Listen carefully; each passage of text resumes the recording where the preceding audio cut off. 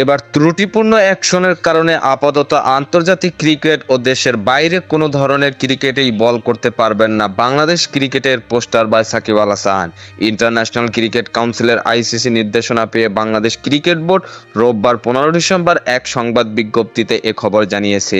এর আগে শুক্রবার 13 ডিসেম্বর ESPN ক্রিকইনফোর এক খবরে বলা হয়, অ্যাকশন অবৈধ হওয়ায় ইংল্যান্ড ও ওয়েলস ক্রিকেট বোর্ড ইসিবি আয়োজিত কোনো প্রতিযোগিতায় বোলিং করতে পারবেন না বাংলাদেশের এই বাঁহাতি স্পিনার। বিসিবি জানিয়েছে, ত্রুটিপূর্ণ বোলিং অ্যাকশনের কারণে বাংলাদেশ জাতীয় দলের allrounder Shakib Al Hasan England and Wales cricket বোর্ডের ইসিবি অধীনস্থ প্রতিযোগিতাগুলোতে বোলিং করার ক্ষেত্রে নিষিদ্ধ হয়েছেন। এর ফলে সাকিব বাংলাদেশের বাইরে কোনো ঘরোয়া ক্রিকেট প্রতিযোগিতা এবং আন্তর্জাতিক ক্রিকেটেও বোলিং করতে পারবেন না।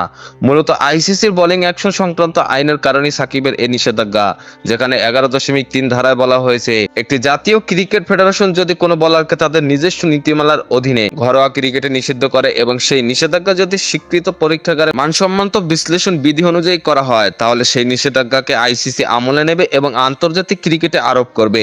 বাংলাদেশ ক্রিকেট বোর্ডের ভাষ্য, আইসিসির অবৈধ বোলিং অ্যাকশনের বিধি 11.3 অনুযায়ী যদি কোনো জাতীয় ক্রিকেট ফেডারেশন একজন খেলোয়াড়কে তাদের ঘরোয়া প্রতিযোগিতায় বোলিং থেকে নিষিদ্ধ করে, তবে এই নিষেধাজ্ঞা আইসিসি কর্তৃক আন্তর্জাতিক ক্রিকেটে এবং অন্যান্য জাতীয় ক্রিকেট ফেডারেশনগুলোর ঘরোয়া প্রতিযোগিতায় স্বয়ংক্রিয়ভাবে কার্যকর হবে।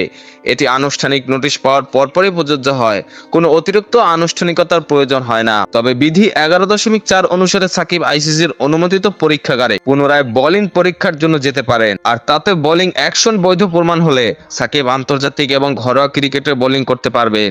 এই ব্যাপারে ইসিবি, আইসিসি এবং সাকিবের সঙ্গে যোগাযোগ করা হচ্ছে বলে জানায় বাংলাদেশ ক্রিকেট বোর্ড। খেলাধুলার সকল আপডেট পেতে আমাদের ইউটিউব চ্যানেলটি সাবস্ক্রাইব এবং ফেসবুক পেজটি ফলো দিয়ে লাইক, কমেন্ট, শেয়ার করে আমাদের সাথে যুক্ত থাকুন। ধন্যবাদ।